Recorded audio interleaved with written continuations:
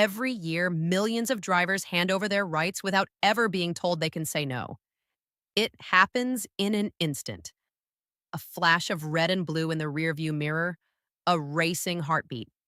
And before you know it, a routine traffic stop has turned into a full-blown search, an arrest, or a charge you never saw coming. What if everything you've been told about how to handle a traffic stop was incomplete? Not wrong, but dangerously incomplete. Because there is a secret tactic drilled into every officer during training that turns a 2-minute conversation into a legal trap. An ex-cop with over a decade of experience agreed to pull back the curtain, and what he revealed changes everything about that moment your wheels hit the shoulder.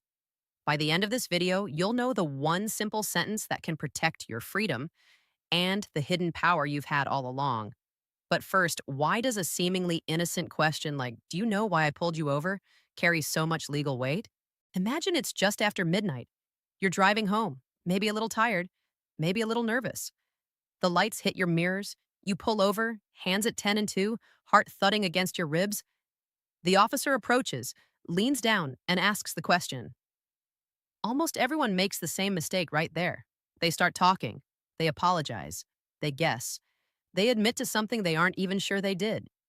And the moment those words leave your mouth, the stop has already changed. The ex-cop told me something that stopped me cold. He said, "I never once stopped a car just to give a ticket. I was always building a case."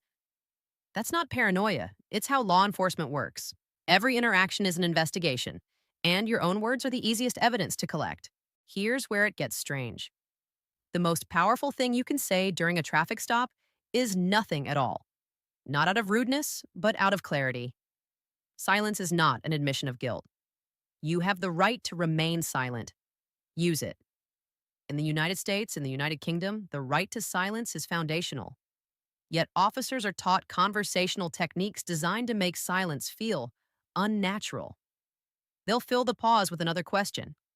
They'll frame it as casual chat. But every word is a brick in a wall they're building against you. The ex-cop revealed that just by asking, "Do you know why I pulled you over?" an officer is inviting you to waive your Fifth Amendment protection right there on the roadside. You're not legally required to incriminate yourself. You can simply respond, "I don't answer questions," or "Am I free to go?" That last one sends a signal. Almost nobody talks about this part. The moment you ask, "Am I free to go?" you force a legal fork in the road. If the officer says yes, you are free to leave. If they say no, you are being detained.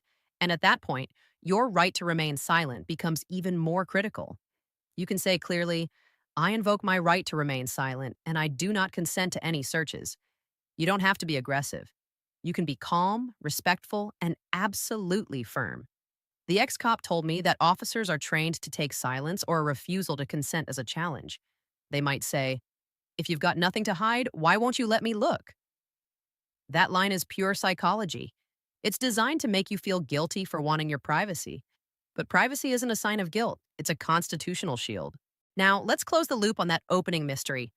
That officer's question, "Do you know why I pulled you over?" is not a courtesy. It's a confession prompt. When you answer, "Because I was speeding," you've just given them an admission they can write down and use in court. You've essentially testified against yourself before you even knew what was happening. This changes everything about the way you think about a routine stop.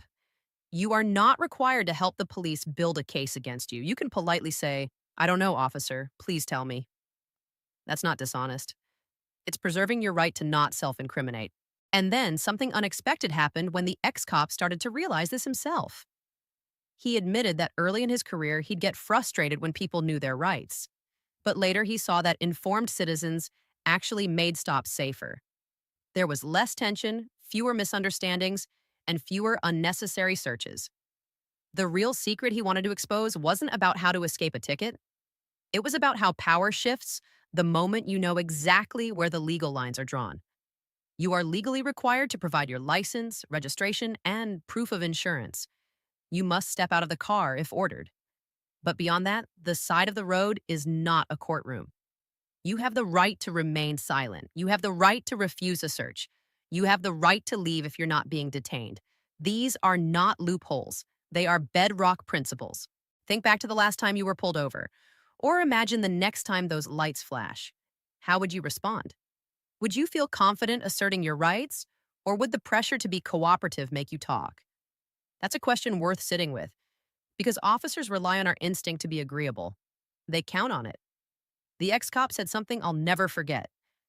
The system doesn't teach you your rights, it teaches you to comply.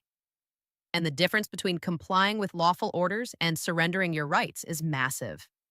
Every word you speak can be used against you. Never consent to a search. Know the magic words. Stay calm, stay respectful, and protect your freedom. If this video gave you a new perspective, share it with someone who needs to hear it and drop a comment. What's one thing you wish you'd known earlier about traffic stops? I read them all.